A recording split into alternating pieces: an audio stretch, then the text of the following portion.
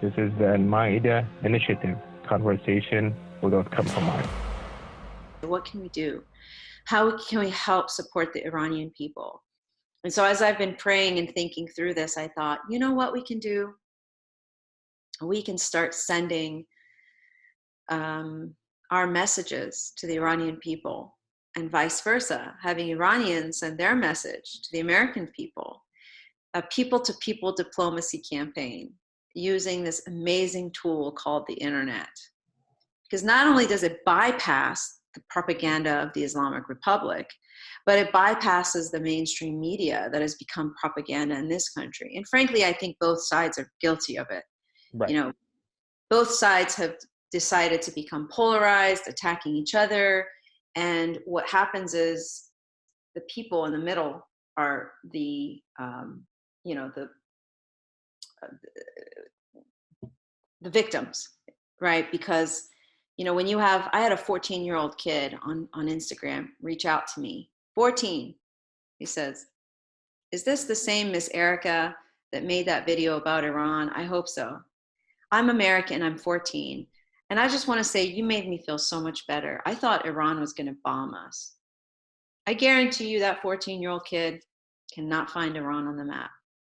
But I guarantee you he was watching the news and some reporter decided to sensationalize the story about Qasem Soleimani and insinuate that perhaps we might be going to war. World War III, in fact.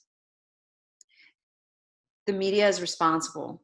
We can either inject fear into the American people, or we can state the facts and let the American people decide for themselves what is true and what is not. So I want to bypass those boundaries that we've created for each other.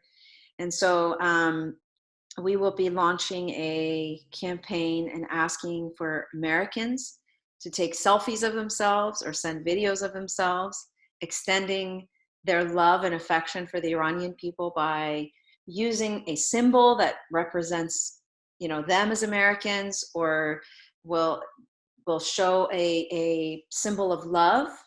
And I will be sharing it and disseminating it on social media, on Iranian influencers who are using social media platforms. And I will also be asking Iranians inside Iran to do the same, of course, concealing their identities, but showing the American people the beauty of Iranians and what makes them Iranian, and extending their love and hand of friendship to the American people. So that is what's next. So I have a question for you.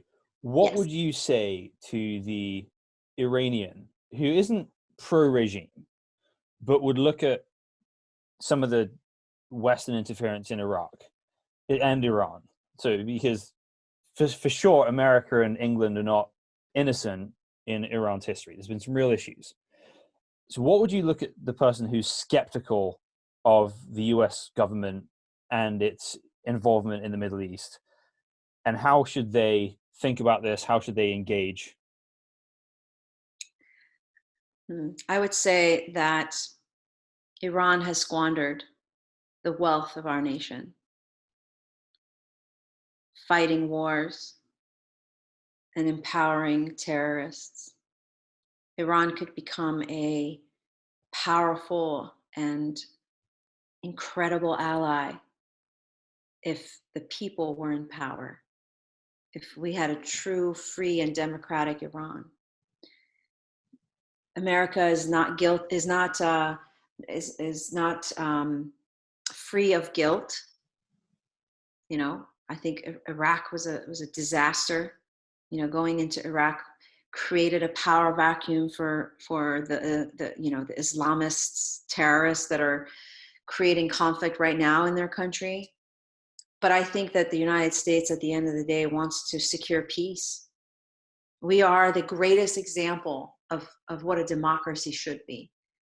And we cannot let the Islamic Republic attain a nuclear weapon, because that is a danger to not only the Middle East, but to the entire world. And I think there's a certain point that if people who want good, peaceful interactions, who want peace, just cynically resign themselves from getting involved in the process, that's the best way to guarantee that things happen through cynicism and conflict and lack of concern. If the people who actually care about Iran aren't engaged, that's a great way to guarantee we don't have any good results.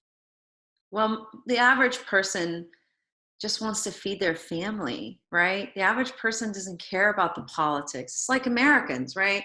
Unless you're like, in Washington or really in like Silicon Valley, these hubs of where the minds are working to try to figure out how to solve the world's problems. Middle America doesn't care about what's going on in Washington. They want their representatives to go and represent their district and about what they care about: jobs, the economy, their food, the environment, healthcare, the things that really matter to Americans. But when you look at totalitarian regimes like the Islamic Republic, all they care about is staying in power. They don't give a damn about the people. For example, during the protests, right, like after the plane crashed, there were major flooding in south of Iran, in the most rural areas of Sistan Balochistan. And people were living like on top of mud for days, no clean running water, nowhere to, like everything was soaked. Do you really think the regime cares about those people? The infrastructure of the country is falling apart. The dams, the water dams are falling apart. What have they done with the money that they made from selling crude oil to the world market? It hasn't gone back into the economy. It's gone into, advancing its nuclear capabilities, which is dangerous. Iran doesn't need nuclear power. We have enough natural resources. They're, funding Hamas and Hezbollah. And you think the Palestinian people are doing any better? They too are the victims of Hamas. They too are the victims of Hezbollah.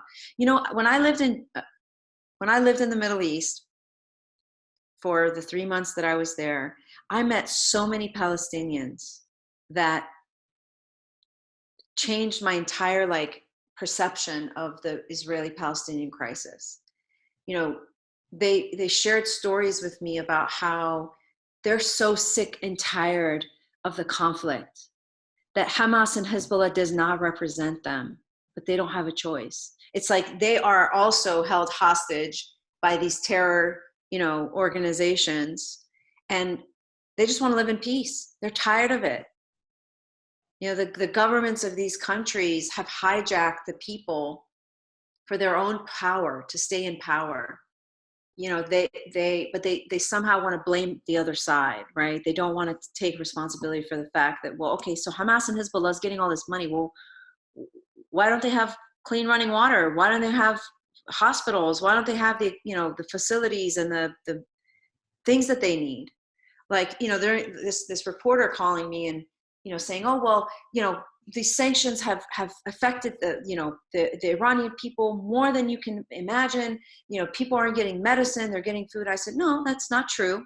There's an exemption. The exemption to the sanctions is food and medicine. But you know what the regime does? They steal the medicine and they make the Iranian people believe that they didn't get the medicine.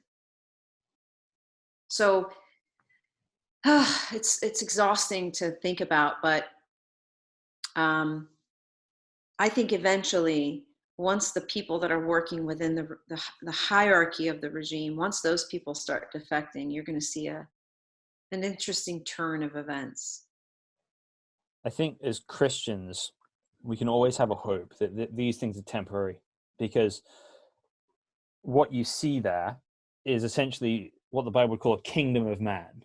That it's not, that it's about somebody's rule and dominion, not about the people they're leading. And Jesus says, whoever wants to become great among you, don't be like the leaders of the nations. Who wants to become great must first become the servant of all. And Iran, Palestine, all of these nations need leadership who is submitted to the King of Kings and Lord of Lords, living for the service of their people.